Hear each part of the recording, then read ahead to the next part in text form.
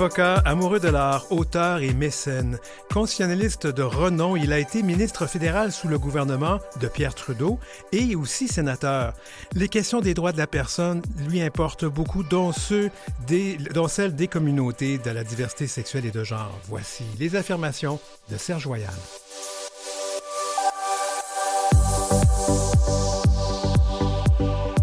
Affirmation, une série de balados-diffusions sur des personnes qui font la différence dans les communautés de la diversité sexuelle et de genre. Bienvenue à Affirmation, Serge Voyal. Merci, je suis heureux d'être avec vous cet après-midi. On est très content de vous recevoir. Vous êtes venu au monde le 1er février 1945 à Montréal, donc un de vrai Montréalais, je dirais pur cône orange. Qu'il l'est demeuré tout le temps d'ailleurs. Vous n'êtes jamais parti de Montréal. Non, exactement. Comment c'était de grandir en ville?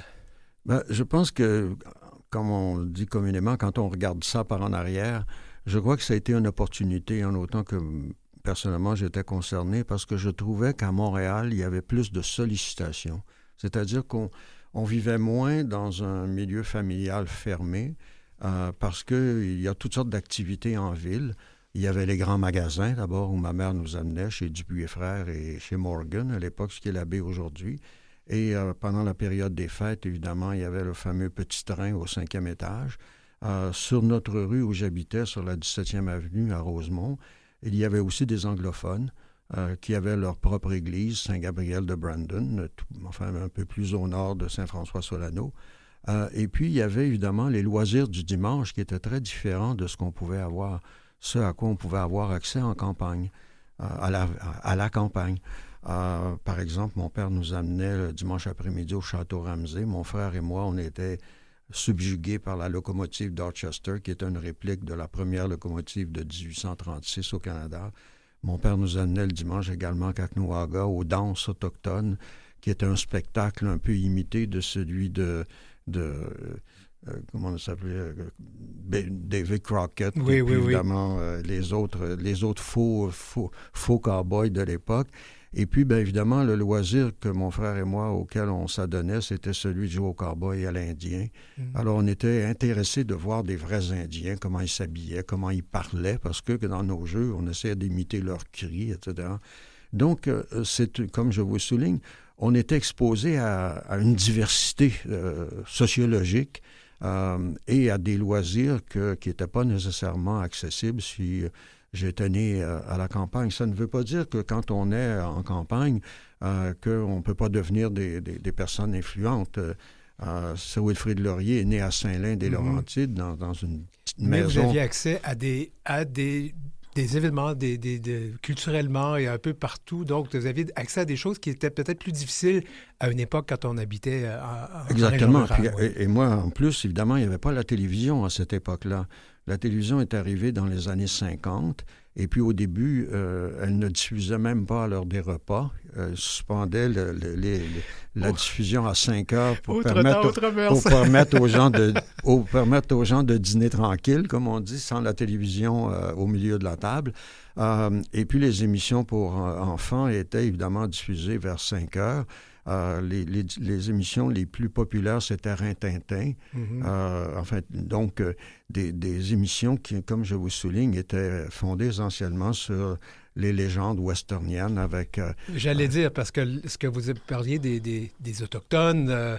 à l'époque, si on avait une vision un petit peu folklorique. Enfin, très folklorique. Ça a beaucoup changé, heureusement. Oui, évidemment. Mon frère était le cow-boy, moi j'étais l'Indien. Et puis j'aimais ça parce qu'on pouvait se promener torse nu. Évidemment, les Indiens, dans les livres, étaient toujours représentés torse nu. On pouvait se maquiller, se mettre évidemment du charbon de bois noir, se noircir un peu les côtés de la figure, etc. Donc, on avait un imaginaire, en d'autres mots, qu'on se construisait, qui n'est pas évidemment la façon de s'éduquer aujourd'hui. Aujourd'hui, on s'assoit devant un écran, puis l'écran nous déverse, évidemment, tout ce qu'ils veulent nous déverser. Ouais. Mais à cette époque-là, on était obligé de faire appel à notre imaginaire pour se créer un monde. C'est ça, fondamentalement, qui a marqué ma jeunesse. Il semble que vous avez vécu dans une famille heureuse, puis vos parents vous amenaient un peu partout, on vous a fait découvrir... Une famille, enfin, des parents, je dirais, d'un genre de vie solaire. C'est-à-dire que mon père et ma mère se sont toujours bien entendus, quoique c'était pas si vous voulez, dans une relation patriarcale. C'est-à-dire, c'est pas mon père qui dominait. Pour une raison très simple, c'est que la maison appartenait à ma mère. Et mon père avait ses magasins, donc lui aussi avait son domaine. Et l'entente entre les deux, c'était que ma mère gérait ses affaires et mon père gérait les siennes. Donc, je n'ai jamais vécu dans une relation patriarcale où c'est l'homme qui domine. Vraiment, vous étiez à l'avance sur votre temps. Très, très en avance. Ma mère avait ses propres comptes de banque. C'est elle qui possédait notre maison à la campagne. Par conséquent, mon père était très respectueux de son autonomie de gestion. Alors, l'égalité des sexes, chez moi, ça a été, si vous voulez, j'ai vécu toute ma vie avec ça. Et mes parents ont vécu 63 ans ensemble. Et je me souviens très bien, quand je revenais du cimetière après le décès de ma mère, mon père m'a dit, « Tu sais, Serge, on ne vit pas avec la même personne 63 ans si on ne l'aime pas. » Alors, mon père, dans sa tête, avait rationalisé sa relation avec ma mère. Et donc, j'ai vécu dans une famille où les personnes étaient très respectueuses les unes des autres. C'est-à-dire que chacun avait sa ligne de vie. Et comme mes parents valorisaient considérablement l'éducation, mes parents nous répétaient toujours, « Votre éducation, c'est votre héritage. Quand vous serez éduqués, nous vivrons par nous-mêmes et vous ferez votre vie. » Donc, on vivait dans un contexte où, en définitive, on nous mettait au défi d'assumer notre liberté. Tout à fait. Et ça, c'est quand même assez particulier. Ce n'était pas la situation dans plusieurs familles au Québec à cette époque-là. Mais ça a quand même fait ça fait de vous une personne très intéressée par l'art, la culture et l'art autochtone, parce que là, vous venez de me raconter comment vous viviez avec vos parents. Oui, on a toujours été, pour nous, les Autochtones, chez mon père, les ancêtres de mon père provenaient de Saint-François-du-Lac. Et Saint-François-du-Lac, pour ceux qui ne savent pas trop où ça se situe au bord de la rivière Saint-François, en face de la réserve des Abénaquis, qui est évidemment au Danak. Et donc, dans la famille de mon père, on avait côtoyé, en définitive, les Autochtones. Et la perception que j'ai obtenue des Autochtones, de mes parents et de la famille de mon père, c'est qu'on les laisse vivre comme ils veulent vivre et nous vivons comme nous voulons vivre. Donc, c'était pas une relation de domination où il fallait les civiliser, comme on disait autrefois, avec le missionnariat, c'est-à-dire leur faire abandonner leurs pratiques, leur culture, leur langue, pour qu'ils s'assimilent à la population de souche européenne ou chrétienne. C'était pas la façon dont on percevait les Autochtones dans la famille de mon père. Et cette approche-là, si vous voulez, de valeurs, parce qu'il y a des valeurs là-dedans, c'est celle que mes parents nous ont transmise, j'allais dire, inconsciemment. C'était comme ça qu'on devait penser. Et c'est resté dans mon esprit toutes ces années-là. Et quand j'ai eu l'opportunité d'intervenir pour rétablir les Autochtones dans leurs droits et surtout faire reconnaître leur langue, vous savez, ça m'a pris 10 ans avant de faire passer le projet de loi au Sénat qui a reconnu les langues autochtones. Il fallait être tenace. Alors, j'y croyais profondément. C'était attaché, en somme, à ma jeunesse, à toute fin pratique. Si je comprends bien, vous avez une jeunesse assez différente de celle d'autres garçons et filles de votre âge. Est-ce que ça vous rendait quand même différent? Puis je sais que vous étiez différent pour d'autres choses. Est-ce qu'à cette époque-là, les autres le voyaient? Est-ce que c'était visible? Bien, on le voyait parce qu'évidemment, il faut dire aussi que j'ai eu une éducation qui a été avec les religieux jusqu'à, en définitive, mon entrée à la faculté de droit à l'Université de Montréal en 1964. Donc, j'avais été éduqué de l'école primaire jusqu'à l'université par des communautés religieuses, même si à l'école primaire, première, deuxième, troisième année, c'était des maîtresses, comme on les appelait à l'époque. Le terme a une autre connotation. Est un peu ambigu. Mais donc, c'était des femmes, essentiellement, parce qu'on trouvait qu'avec des enfants, des hommes ne pouvaient pas élever des enfants de 5-6 ans. Là, disons. Oui. Mais je reviens à On était encore des marmots, si vous voulez. Je reviens quand même à votre jeunesse, parce que c'est toujours important. Moi, personnellement, je savais que j'étais différent quand j'étais jeune garçon. Le saviez-vous quand vous étiez plus jeune? Ou... Non, pas vraiment, parce que... et là, je fais évidemment référence, si vous voulez, à la sexualité. La sexualité, c'est pas une chose que moi, personnellement, j'ai perçue à cet âge-là. La sexualité à cet âge, enfin à cette époque-là, parce qu'il faut quand même se reporter, là, on est dans les débuts des années 50, c'est encore le règne de Maurice Duplessis. Maurice Duplessis va régner, entre guillemets, jusqu'en 59, jusqu'en septembre 59. C'était cette grande noirceur qu'on appelait à l'époque. Donc, j'ai passé ma jeunesse sous le régime Duplessis, sous l'époque du triomphalisme de l'Église, et par conséquent, c'était une époque où, quand je vous le mentionnais tantôt, j'ai été éduqué par des communautés religieuses. Je ne leur jette pas la pierre. Je n'ai jamais eu, fort heureusement, à subir des agressions ou, si vous voulez, à avoir une perception que j'ai été dominé intellectuellement par l'Église.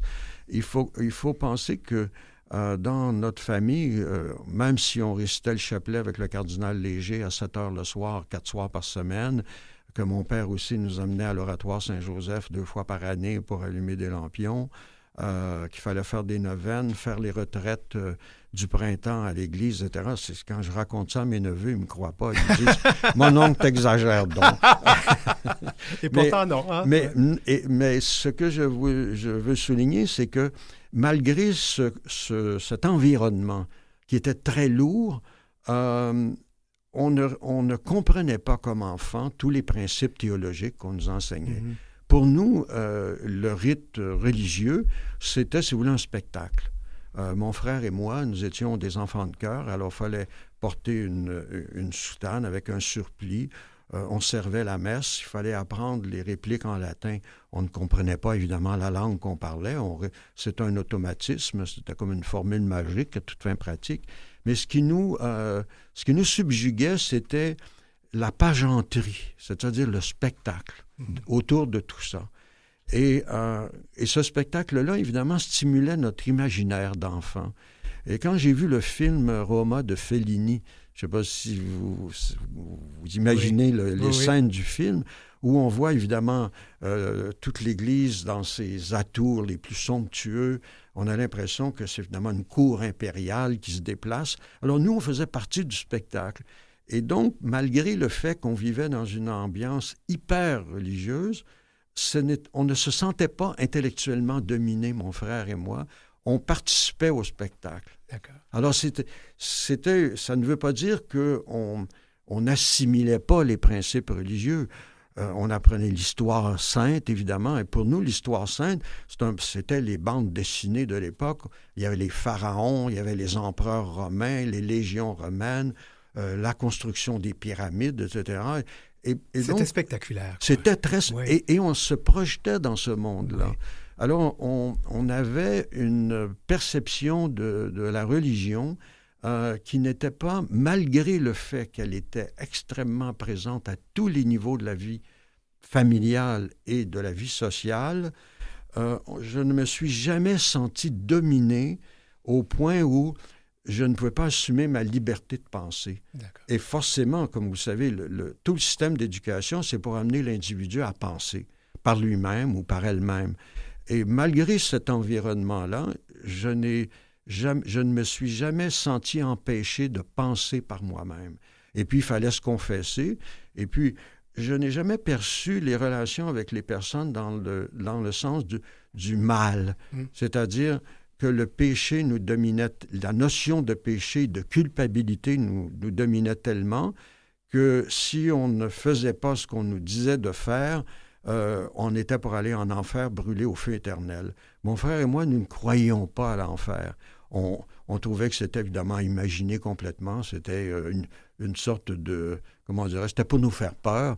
Mais en pratique, quand mon frère et moi, on lisait des histoires comme celle-là, on s'adorait tous les deux. On se couchait ensemble, puis on tirait la couverte par-dessus notre tête. Et puis, on se défendait tous les deux ensemble. Alors, vous savez, on avait gardé notre liberté, en définitive.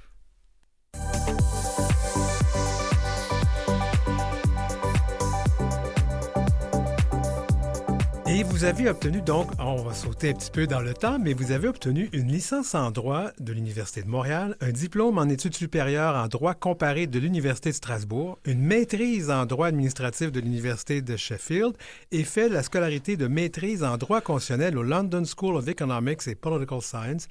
Wow! C'est pourquoi cet intérêt pour le droit, finalement? Vous savez, on peut dire parfois qu'on est suralimenté. Là, moi, je suis suréduqué. C'est-à-dire que c'était un peu, comme je le soulignais tantôt, mes parents croyaient à l'éducation. Ma mère croyait que, comme le disaient les grands slogans sur les panneaux qui entouraient le boulevard métropolitain, s'instruire, c'est s'enrichir. Pas uniquement sur le plan mercantile, avoir plus d'argent dans ses poches, mais c'était évidemment développer sa personnalité. Et ma mère croyait énormément à ça. Notre punition, quand nous pouvions mériter une punition, ma mère nous obligeait de lire une page de l'encyclopédie puis de la lui raconter après. Alors, en d'autres mots, notre punition, c'était de s'instruire. Ouais. Ma mère nous avait dit, mes parents, mon père nous avait dit, tant que vous voulez vous instruire, on paie pour. Parce qu'on estime que si vous voulez apprendre, ça vous sera toujours utile. À telle enseigne que quand j'ai été défait en 84, à l'élection générale de 84, mes parents étaient dans le local, évidemment, électoral. Et puis, les organisateurs, les supporters, tout le monde était triste. J'avais été battu par une marge très, très faible. Comme on dit, presque une chance. Là, C'était le raz-de-marée de C'était le raz-de-marée, évidemment, à la oui. fin de l'époque de Pierre Trudeau. Et puis, les personnes disaient à ma mère, « Mais qu'est-ce qu'il va faire maintenant? » Et ma mère, la réponse qu'elle leur donnait très calmement, « Ah, vous savez, il y a tellement de diplômes, il va se trouver un emploi. » Donc, dans la tête de ma mère et de mes parents, l'éducation, c'était synonyme de liberté. Ouais. C'est-à-dire qu'on ne serait pas victime du sort. On arriverait à se constituer, en définitive, une vie autonome. Et donc, comme je n'avais pas besoin de travailler, en sortant immédiatement de l'université après une licence en droit à Montréal et l'admission au barreau, et que j'avais un goût pour les études, j'ai toujours trouvé que les études, pour moi, c'était comme une compétition. C'est-à-dire que moi, je n'ai jamais abordé les études comme un pince-homme. J'étais toujours intéressé, stimulé par apprendre quelque chose. Quand je commence un livre, je vais aller jusqu'à la fin. Oui.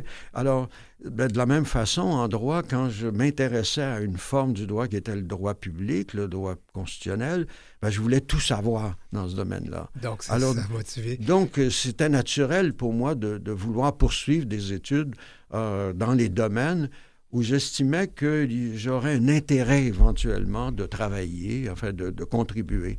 Alors, ça ne m'a pas été imposé, je l'ai choisi naturellement, et puis mes parents m'encourageaient à ça. Mais donc, vous rendez-vous compte que vous avez été, Serge Voyal, une personne privilégiée, parce qu'à l'époque, c'était pas tous les Québécois qui avaient l'accès je pense à que, ça. oui, ça, je suis d'accord avec vous, mais je pense que l'élément déterminant, j'y ai réfléchi par après, parce que j'ai été le seul pratiquement de ma promotion à la faculté de droit de l'Université de Montréal, de poursuivre des études à l'extérieur.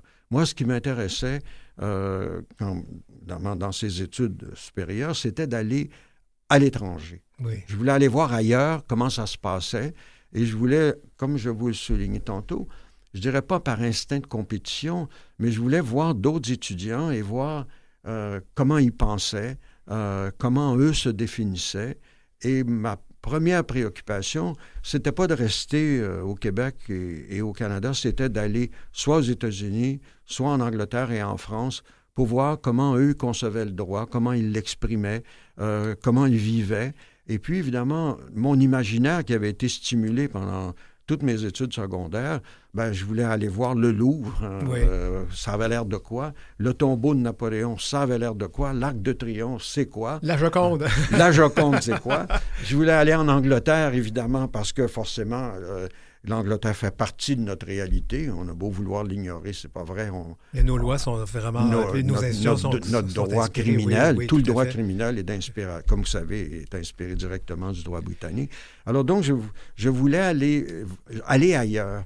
Et j'avais cet instinct-là d'être assez sûr de moi que, comme on dit, je pouvais prendre ma valise et aller vivre ailleurs. Tout à fait. Et me confronter à d'autres étudiants qui étaient probablement plus intelligents que moi et plus ouverts et plus connaissants que je l'étais moi-même. Donc, ces études-là, pour moi, il y avait toutes sortes d'éléments dans cette idée-là d'aller poursuivre des études à l'étranger. Et quand on revient de l'étranger, on n'est plus la même personne. Ça change beaucoup.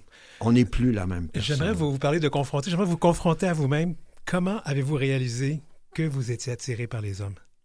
Ben, c'est une évolution qui s'est faite, j'oserais presque dire, naturellement.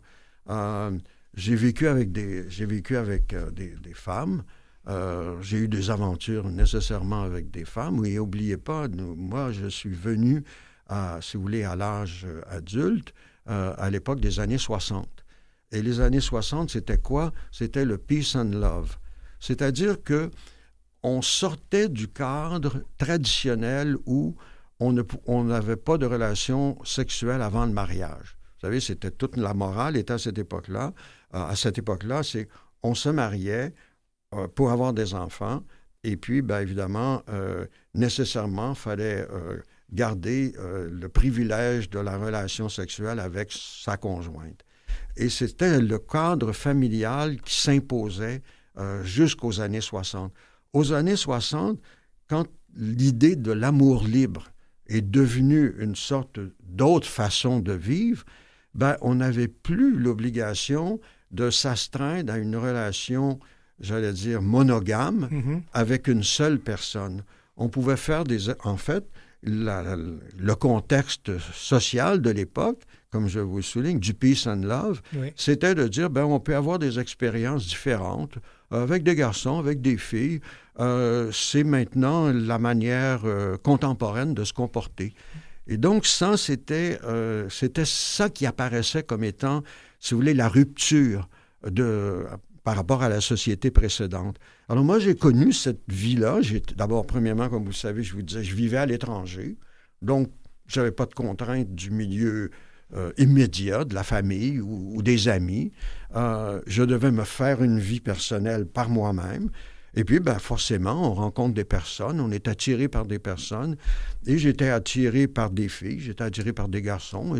Et par conséquent, ça n'a pas été une expérience, comment dirais-je, qui a été forcée sur moi. C'est pas foudroyant, c'est arrivé comme ça. Non, c'était comme ça, c'était l'air du temps, comme on dit communément. Aujourd'hui, quand je regarde ça, c'est très différent. Il y a eu le sida, évidemment, qui a modifié complètement cette approche d'amour libre, parce que l'amour libre sans protection, c'était synonyme de risque mortel. Et surtout, moi, j'ai eu des amis immédiats qui sont décédés très rapidement quand le sida est apparu, dont des amis intimes. Alors, j'ai vécu la tragédie du sida pratiquement dès 1984-85. Et je voyais autour de moi les gens décédés l'un après l'autre. À l'époque, l'été, je passais l'été à Provincetown, qui était probablement l'endroit le plus libre sur la planète. Et d'une saison à l'autre, c'est-à-dire d'un été à l'autre, toutes les personnes que j'avais connues, la moitié étaient décédées pendant l'hiver. Alors, donc, la société a basculé à ce moment-là. Oui. Et on est... Aujourd'hui, quand je regarde ou quand j'observe comment mes neveux, mes nièces, la nouvelle génération se comportent, ils n'ont pas connu la période de la libération totale. Non. Moi, je l'ai connu, je l'ai vécu. Et par conséquent, comme c'était le contexte de l'époque, mes parents n'étaient pas du tout moralisateurs. Mais leur avez-vous dit que vous aviez une attirance vers les hommes et les femmes? Ben, on n'a jamais eu à en discuter comme tel parce que mon père, qui était un libéral de philosophie, oui. C'est-à-dire on laisse chacun faire sa vie comme il veut. Et en plus, mon père est un très bel homme. Et puis, ben, évidemment, nécessairement, il attirait les femmes et il attirait les hommes. Et puis, quand il nous racontait ça, de façon très détachée, on en riait, évidemment, parce qu'on savait qu'il n'était pas gay. Mais il réalisait qu'il y avait des hommes qui étaient attirés par d'autres hommes. Et puis, ça ne le scandalisait pas du tout, ça le flattait. Alors, donc, j'avais pas... Ma mère était plus conservatrice parce qu'elle était originaire de Joliette, la patrie d'Antonio Barrette, des conservateurs de Duplessis qui habitaient à 2 maisons de chez ma grand-mère. Oui, oui, oui. Donc, Antonio Barrette était une sorte d'incarnation, enfin, du meilleur de ce que le système pouvait à l'époque représenter. Et elle était un peu plus conservatrice, mais elle s'est rajustée, si vous voulez, au monde de l'époque, quand mon frère, mon frère aîné, a décidé de ne pas aller à la messe de minuit. Alors, cette nuit de Noël, ma mère a pleuré parce qu'elle ne pouvait pas imaginer qu'un membre de sa famille n'irait pas à la messe de minuit. Et ça lui a pris un certain temps pour s'adapter au fait que la religion, c'était une décision personnelle. Ce n'était pas un choix social imposé par la famille ou par le milieu de la société où on vivait. Et en plus, évidemment, c'était à l'époque de la discussion, évidemment, publique sur l'usage de la pilule contraceptive. Mm-hmm. Et ma mère nous était tout à fait ouverte à discuter de ces questions-là. Elle écoutait les émissions du père Marcel-Marie Desmarais, je ne sais pas si ça vous dit quelque chose. Pas du tout. Qui avait une émission à la radio où, sous des allures très ouvertes, parce qu'oubliez pas, il y avait eu Vatican II, où l'Église, évidemment, s'était libéralisée, entre guillemets, où ma mère, évidemment, pour elle, prendre la pilule, c'était vraiment un geste contre nature. Mais elle suivait la méthode Ogino, qui était la méthode de la fertilité déterminée par le calendrier. Alors, on discutait de ça chez nous. Vous savez, c'était pas un secret ou un tabou ou quelque chose qu'il fallait soulever, la porte fermée. On discutait ça autour de la table à déjeuner ou à dîner. Et par conséquent, malgré le fait que, comme je vous souligne, la société évoluait, chez nous, elle évoluait naturellement, ouvertement. Donc, il n'y a pas eu comment dirais-je, de confrontation, ou il n'y a pas eu de scandale. La grande rupture, elle s'est faite, comme je vous dis, chez ma mère, le jour où elle a dû réaliser que la religion, c'était un choix personnel et non pas un choix dicté par le milieu dans lequel on vit. Et ça a conditionné tout le reste, j'allais dire, de l'adaptation au monde contemporain. Vous écoutez Affirmation avec Serge Royal. Nous allons faire une courte pause pour ceux qui nous écoutent à la radio, ceux qui nous écoutent en balado-diffusion. On revient tout de suite.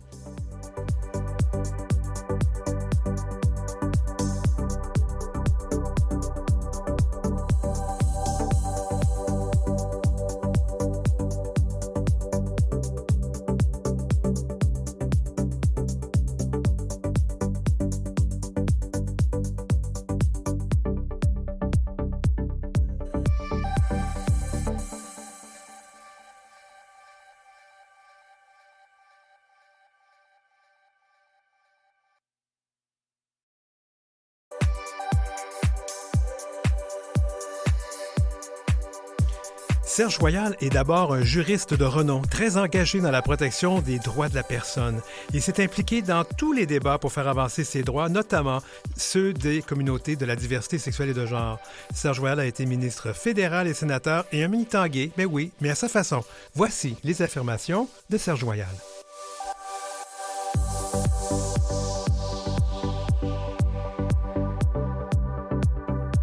Affirmation, une série de balados-diffusion sur les gens qui font la différence dans les communautés de la diversité sexuelle et de genre.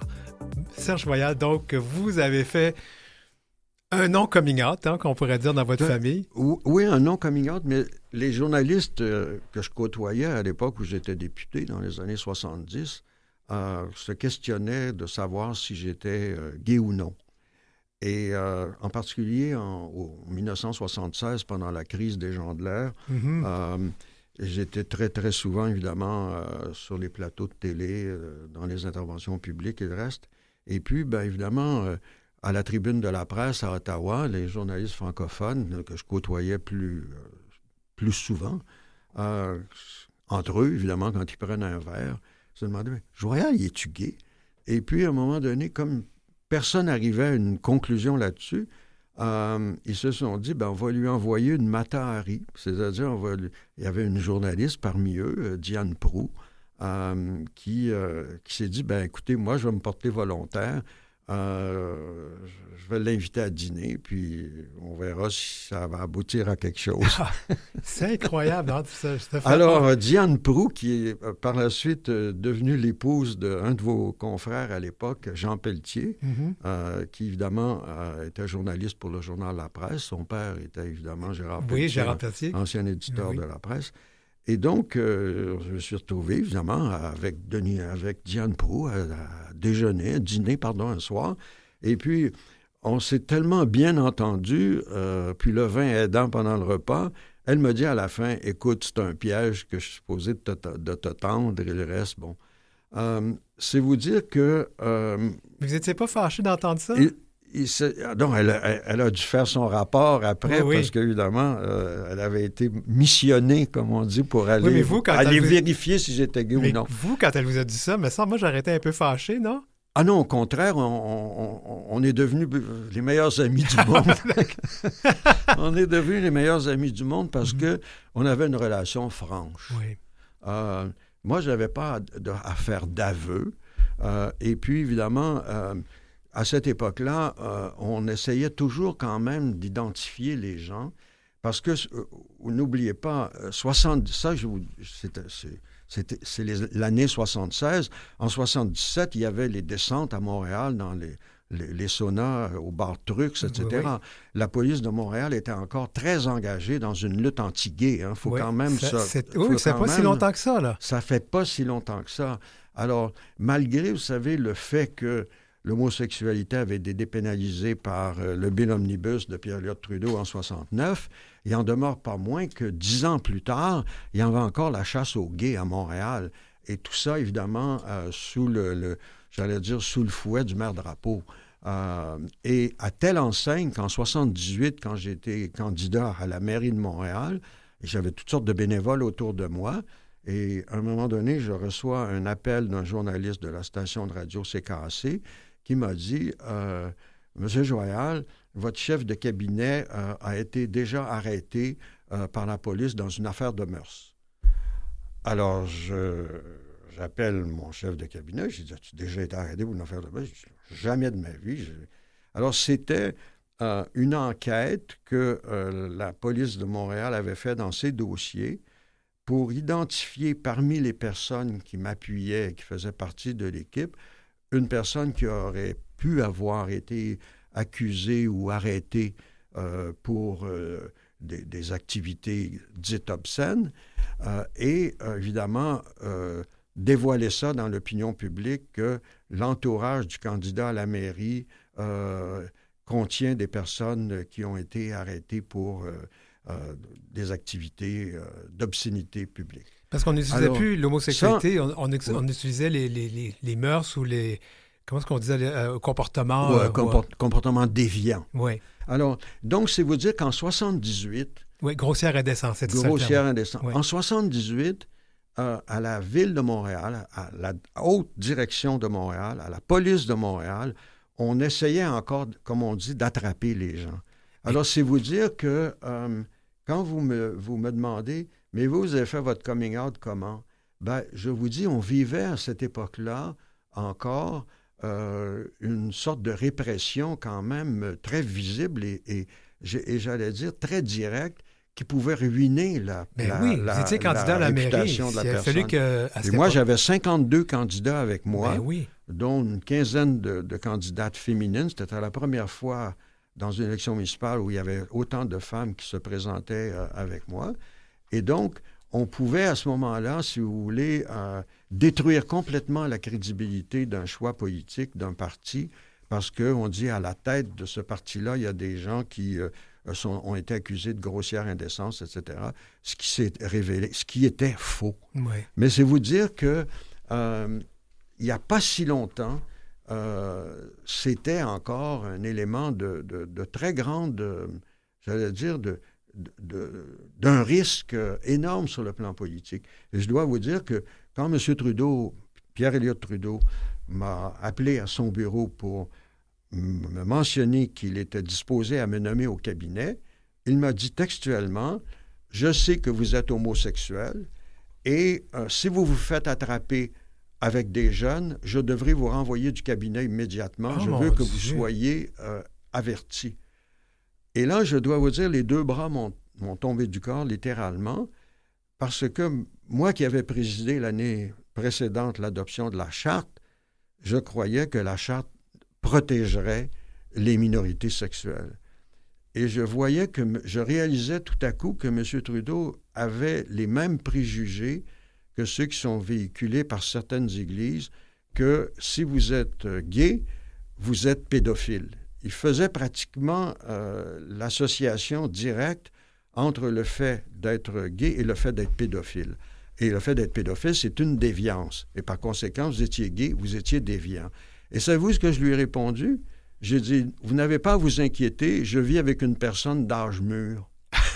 En voulant dire, mon truc, moi, c'est pas les enfants ou les adolescents, c'est les hommes mûrs. Alors, je lui ai répondu directement cela. Mais ça prend du culot parce que Pierre Trudeau n'avait pas la réputation d'aimer se faire contredire. Non, sauf qu'après, quand je suis sorti de son bureau, ce qui me préoccupait mentalement, c'était pas le fait que j'entrais au cabinet, c'était le fait de dire, mais comment Trudeau peut penser comme ça quand son meilleur ami, c'était Jacques Hébert, et puis je fais pas le coming out de Jacques Hébert, je fais pas le outing de Jacques Hébert, mais Jacques Hébert avait été marié, avait des enfants, et puis il était gay. Et puis, Trudeau s'était baladé en Chine avec lui, quand 2 innocents dans la Chine rouge, là, c'était le livre qu'ils ont publié, et Trudeau l'a nommé au Sénat. Alors, est-ce qu'il y a eu cette conversation-là avec Jacques Hébert avant de le nommer au Sénat? Jacques, si tu te fais attraper par des jeunes, je vais être obligé de... Là, il ne pouvait pas le dénommer du Sénat parce qu'une fois que vous êtes nommé au Sénat, le premier ministre ne peut plus vous dénommer, mais le Sénat peut prendre une mesure, de disciplinaire contre vous, le reste. Alors, tout cela pour vous dire que ça, c'était en 1981. Ça fait pas si longtemps que ça, là. Ouais. Et je ne dis pas ça pour atteindre à la réputation de M. Trudeau, mais il était un homme de son époque. Mais c'est pour vous dire, c'était l'époque. Ouais. Et je vous assure que si, en 1981, quand on a adopté la Charte des droits et libertés, si les 9 ministres des provinces et le premier ministre du Canada avaient su que 20 ans plus tard, les 11 tribunaux au Canada en viendraient à la conclusion que le mariage civil était protégé par la Charte, ils n'auraient pas voté la Charte. Parce qu'ils auraient dit, ben non, on n'est pas pour légaliser le mariage entre 2 hommes ou 2 femmes. Voyons donc, c'est insensé. Vous nous en dites des choses aujourd'hui qu'on n'a pas entendues avant. Mais vous comprenez, à cette époque-là, on n'aurait jamais imaginé que la Charte que les 9 hommes adoptaient, les 9 provinces plus le gouvernement canadien, donc les 10 premiers ministres signaient un document qui allait ouvrir le mariage aux personnes du même sexe. S'ils avaient su ça à cette époque-là, ils ne l'auraient pas signé, pas plus qu'ils ne l'auraient signé s'ils avaient compris à cette époque-là que les Autochtones établiraient une relation de nation à nation avec les gouvernements à travers le Canada. Je vais revenir sur la Charte, parce que vous avez beaucoup travaillé sur cette Charte des droits et libertés au Canada. Les mots orientation sexuelle n'étaient pas inclus parce que c'était impossible. Absolument. C'était impossible de le mettre à cette époque-là. C'est-à-dire que c'était pas impossible parce que Sven Robinson, qui était le premier député fédéral à se déclarer ouvertement gay, siégeait sur le comité et il avait proposé un amendement à la Charte, et c'est moi qui présidais cette journée-là. Et quand il a eu déposé son amendement, j'ai dit publiquement, comme président, j'appuierai cet amendement-là. Et M. Chrétien était le ministre de la Justice à l'époque, et M. Chrétien avait la responsabilité, comme ministre de la Justice, de commenter sur les amendements, de faire valoir son point de vue.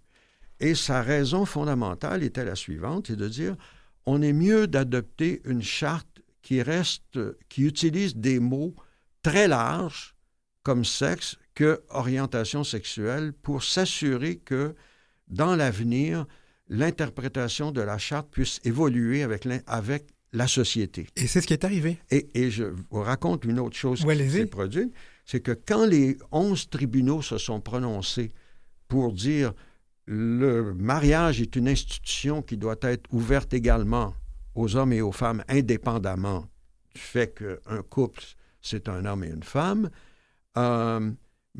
Chrétien a convoqué le caucus pour consulter les députés et les sénateurs sur ce qu'ils devaient faire. Et quand mon tour est arrivé d'aller au micro, je lui ai dit ceci. « Monsieur Chrétien, vous souvenez-vous, il y a 20 ans, ce que vous avez dit comme explication pour soutenir qu'on ne devait pas introduire le mot orientation sexuelle, mais garder le mot sexe pour que la société puisse s'adapter, la charte puisse s'adapter à l'évolution de la société. » Et là, je lui ai dit, actuellement, là, on est arrivé là. C'est là où on est arrivé, c'est ça qu'il faut faire, c'est ça qu'on doit faire pour respecter la charte qu'on a adoptée il y a 20 ans. Et je l'ai regardé dans les yeux, là, les deux yeux comme deux mitraillettes, là, et il m'a regardé, puis il a fait un signe de tête en voulant dire « oui, je m'en souviens ». Et ça a changé la position du gouvernement. Wow! Je trouve ça intéressant parce que ça fait de vous, finalement, les gens qui se disent, bon, ben, c'est ces gens de cette génération, parce que c'est un peu la mienne aussi, parce qu'on n'a pas une si grande différence d'âge. Cette génération, ben, on était plus discret. Peut-être, moi, j'étais moins que vous, mais on était plus discret sur ce qui on était. Mais vous avez quand même été militant à votre façon. Ah oui, j'étais non seulement militant à ma façon, mais j'étais très conscient d'être ce que je suis. Et à l'époque, j'essayais pas de me cacher.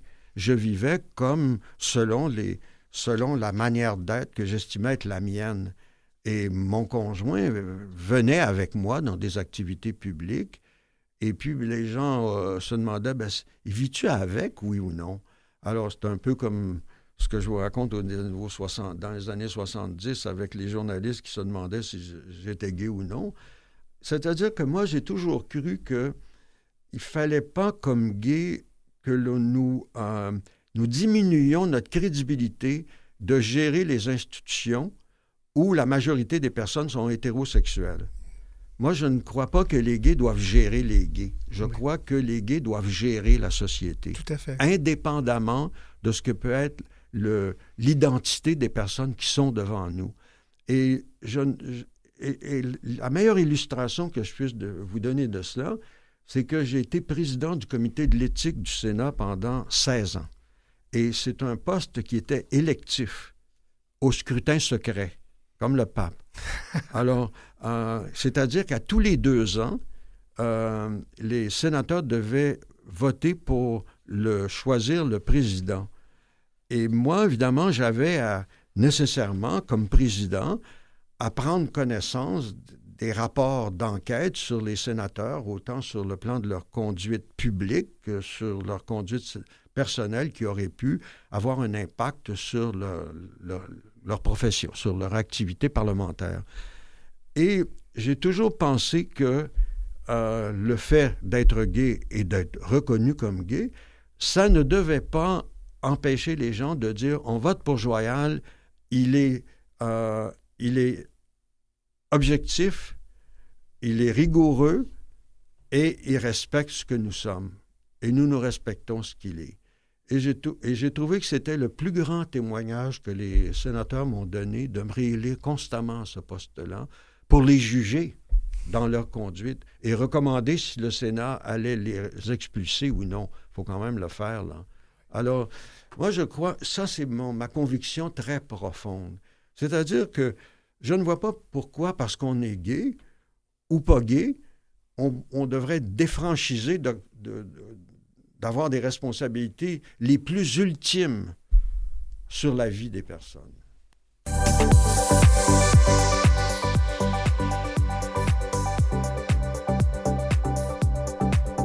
Il y a tellement de choses à dire sur Sir Joël. D'abord, il y a une question qui me trotte en tête. Vous m'avez parlé de votre conjoint. Vous avez été ensemble longtemps. Vous êtes encore ensemble? Oui, depuis, 24 ans. 24 ans? Oui. C'est quand même quelque chose. Hein? Quand on sait que dans les communautés de la diversité, c'est un petit peu plus difficile d'avoir des relations qui durent aussi longtemps. Mais comme dit mon père, on ne vit pas avec la même personne 24 ans si on ne l'aime pas. Ah, c'est beau. Et votre conjoint, je ne vous pose pas de question. Si vous ne l'avez pas identifié, c'est qu'il ne veut pas être identifié. Mais comment est-ce qu'il vit ça, lui, d'être avec une personne aussi connue que vous?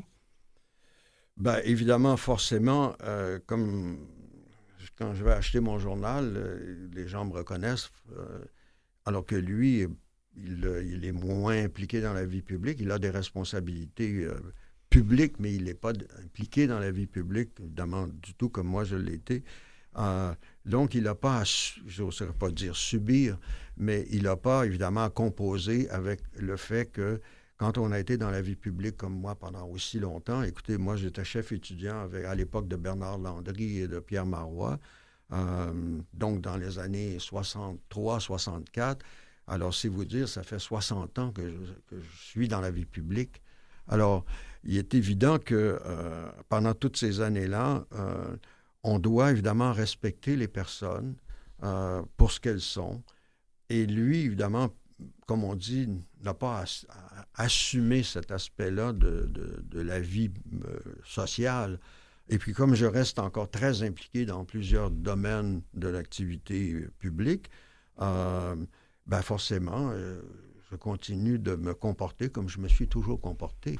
Je vais faire une dans blague. le respect des personnes avec lesquelles, le plus grand respect des personnes avec lesquelles je suis en contact. Puis c'est vraiment pas un reproche, c'est juste pour vous souligner jusqu'à quel point vous êtes occupé. Quand j'ai demandé cette entrevue, on a dû se prendre plusieurs semaines d'avance parce que vous avez tellement de rendez-vous un peu partout. Ben, j'étais, comme je suis encore très impliqué avec les relations du Sénat à Paris. Je suis membre de l'Institut France-Amérique. J'ai encore beaucoup d'activités liées au mécénat au Musée des Beaux-Arts de Montréal. Je suis le président du comité d'acquisition d'art décoratif. C'est ce qui fait que vous avez toujours, puis que je l'ai dit tout à l'heure, vous avez toujours l'air jeune. Des fois, je vous regardais, je dis, mais il n'a pas changé de miette. Ben, il n'a pas changé de miette. Disons que la mémoire s'accumule. Enfin, heureusement, quand je vois l'ordinateur, je me dis, c'est merveilleux. Le cerveau humain peut en assumer, vous savez. C'est comme nos téléphones cellulaires. On prend toutes sortes de photos, puis à un moment donné, on se dit, là, vous en avez 2000, il faut que vous faisiez les mondages. Il faut faire les mondages. Ouais. Dans nos souvenirs, on n'a pas à faire les mondages. Au contraire, ça s'accumule. Et puis, en plus, évidemment, on voit le monde évoluer. Moi, je trouve que la plus grande chance que j'ai eue dans ma vie, évidemment, c'était de voir le monde évoluer. Et là, on est dans une période extrêmement difficile. Probablement, je ne dirais pas peut-être la plus difficile que j'ai connue dans mon existence, mais les guerres sont revenues très présentes à nos portes. Comme je vous le mentionnais tantôt, je suis très souvent présent à Paris. Et là, on sent la guerre. Oui. On sent que la guerre, c'est dans les frontières européennes. Mais le monde s'est polarisé. Hein? Et puis, évidemment, on connaît le conflit au Moyen-Orient. Oui. On voit ce que ça a donné en Afghanistan. À chaque jour, les médias, ou régulièrement, les médias nous rapportent ce que c'est ne pas vivre sous la liberté. Oui. Là, en Afghanistan, les femmes ne peuvent pas se parler entre elles en public. C'est rendu... c'est délirant. Et puis, quand on voit le résultat, évidemment, de la campagne électorale qui s'est passée au Sud, moi, j'habite en partie aux États-Unis l'été, donc j'ai quand même des amis américains, etc. Et qu'on revient au Canada, on dit, mon Dieu, les peuples heureux sont les peuples sans histoire. Je veux dire, c'est pas parfait, le Canada, puis le Québec non plus, mais au moins, on a un niveau de liberté qui est unique au monde. Enfin, il faut quand même le dire et réaliser qu'il faut continuer d'être très conscient que si on n'est pas alerte pour protéger cette liberté-là, on va faire comme les autres, on va la perdre. Parce qu'elle est menacée aux États-Unis, entendons-nous. Le parti qui soutient Donald Trump, je ne veux pas les républicains, mais le parti républicain de Donald Trump, on s'entend, parce que c'est pas la même chose, mais ce parti-là est au pouvoir, à l'écoute des franges. C'est un parti qui a ciblé, pointé du doigt certaines des personnes de nos communautés. Ça peut venir ici, ça. Ben, ce que je trouve le plus nocif, c'est de faire sa politique sur le dos des minorités. Comme DeSantis, le gouverneur de la Floride, c'est épouvantable, là-bas, ouais. Et comme plusieurs gouverneurs le font, ils ciblent les minorités, comme M. Trump le fait avec les Haïtiens, là, à Springfield. On cible une minorité, c'est cette minorité-là qui nous menace dans ce que la société idéale doit être. Et cette approche-là, on n'en est pas immunisé. Parfois, j'écoute les commentaires qui se font sur les immigrants au Québec. Ça ne prendrait pas grand-chose pour qu'une de ces communautés immigrantes devienne le bouc émissaire de ce qui va mal dans la société. Mais on le voit aussi en Alberta, où il y a des lois qui ont été passées très, très, très anti-trans. Dans Saskatchewan, au Nouveau-Brunswick, oui. Là, le gouvernement vient de changer au Nouveau-Brunswick. Mais évidemment, on utilise le prétexte des libertés élargies pour interpréter ça comme une menace à ce que j'appelle l'hétéronormativité traditionnelle. Alors, on ne faut pas croire qu'on est à l'abri de ce que j'appelle, comme on disait autrefois dans l'Évangile, le vent mauvais qui souffle sur nous. On reçoit les effluves de toutes ces discriminations-là dans le vent qu'on respire, dans l'air qu'on respire. Et il faut rester extrêmement alerte que on peut nous aussi dévier. Il y a des gouvernements qui peuvent dévier. Et comme je vous souligne, le discours le plus facile pour plusieurs milieux politiques, c'est de s'en prendre à une minorité. Et c'est cette minorité-là qui est la source de tous nos maux. Ça fait diversion, puis... Ça fait diversion, puis évidemment, ça remonte au Moyen Âge, comme vous savez, avec la chasse aux sorcières. C'est le même syndrome humain de singulariser une personne ou un groupe et de dire la peste vient d'eux, la peste venait des mendiants, la peste vient des sorcières, des femmes qui deviennent les agents du diable, etc. C'est très, très facile. Et puis, évidemment, il y a aussi ce qu'on voit également, on le voit aux États-Unis, c'est l'importance que les groupes évangélistes prennent dans le débat public et l'influence qu'elles obtiennent dans le débat public. Et je ne veux pas dire qu'on ne peut pas pratiquer sa religion comme on veut le choisir ou s'y identifier, mais lorsque la religion devient trop prenante ou prégnante dans le débat public, nécessairement, on établit des exclusions. Et ça, à mon avis, c'est le risque que l'on court aujourd'hui, que je ne croyais pas quand on faisait tout ce débat de la liberté qu'on cherchait à se donner dans les années 60-70, comme on dit, la pendule ferait un tour et puis qu'on reviendrait à ce niveau-là. Mais il faut en être bien conscient. Mais on sent qu'il y a encore du feu en vous si ce genre de situation-là perdure. J'ai l'impression qu'il va peut-être y avoir Serge Voyal qui va dire « Attends un petit peu, moi je vais intervenir dans le débat. » là. C'est fort possible. Je regarde comment ça évolue. Quand je dis je regarde, au sens où je suis très directement ce qui se passe. Et si je crois que j'ai pu apporter une contribution dans le débat public, soit dans la discussion publique, soit devant les tribunaux, je reste toujours avocat. Et j'ai toujours reconnu que les études de droit que j'avais faites, c'est-à-dire la suréducation que j'avais obtenue en droit, me seraient utiles pour contribuer à cette réflexion-là et à cette évolution-là. On n'a pas eu le temps de parler, mais vous êtes aussi auteur. Vous avez écrit plusieurs titres, dont Le mythe de Napoléon au Canada français. Vous avez aussi écrit Le Sénat en vérité. Ça, c'est des trucs... Vous avez eu un goût de l'écriture en quelques minutes. Qu'est-ce que vous a attiré à écrire? Écrire, c'est évidemment se prolonger dans le temps. C'est-à-dire que vous et moi, on peut avoir une conversation aujourd'hui, mais si elle n'était pas enregistrée, si elle n'était pas accessible, elle serait très intéressante, bien sûr, mais personne d'autre pourrait en prendre connaissance. Quand on écrit, on se bat contre l'oubli. C'est une façon de se situer dans le temps. Et d'autres pourront en prendre connaissance dans les années à venir, et on restera présent dans l'esprit des personnes. Et donc, c'est faire confiance à l'intelligence des personnes que d'écrire, parce que ça nous permet d'être présents dans l'espace-temps. Et ça, j'y crois très profondément.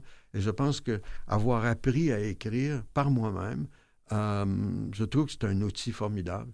Et je ne m'en prive pas, parce que j'y trouve un agrément. Et j'y trouve surtout une exigence, parce que quand on écrit, on se commet. Oui. On reste responsable de ce qu'on écrit. Et par conséquent, d'ailleurs, j'avais une discussion avec M. Trudeau à ce sujet-là. J'ai demandé s'il voulait écrire ses mémoires, le reste. Puis j'ai dit, allez-vous écrire vos mémoires pour qu'on... Je lui ai presque dit pour qu'on sache enfin ce que vous pensez.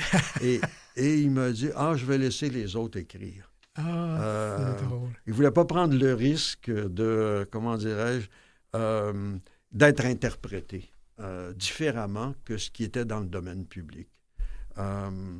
Et bon, c'est une position, je la respecte, moi, je crois que écrire, c'est de prendre le risque d'être dans le débat public. Bon, le débat peut dévier avec les réseaux sociaux, c'est certain, on le voit aujourd'hui.